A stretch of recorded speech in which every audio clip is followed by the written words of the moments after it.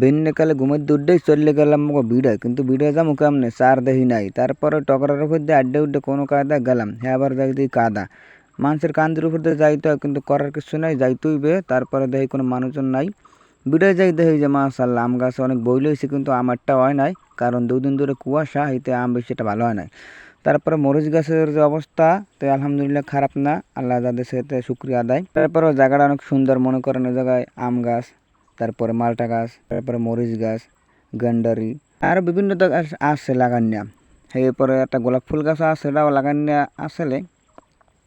ওই যে দেখেন আউক, ওই গান্ডারি কয় বড় হয়ে গেছে, আরও 2-3 মাস লাগবে বড় হইতে, সমস্যা নাই, বড় হয়ে যাইবে না। দেখেন মরিচের দাম হইবে না, হারবে কি, গাছে মরিচ আছে একটাও, মরিচ নাই গাছে।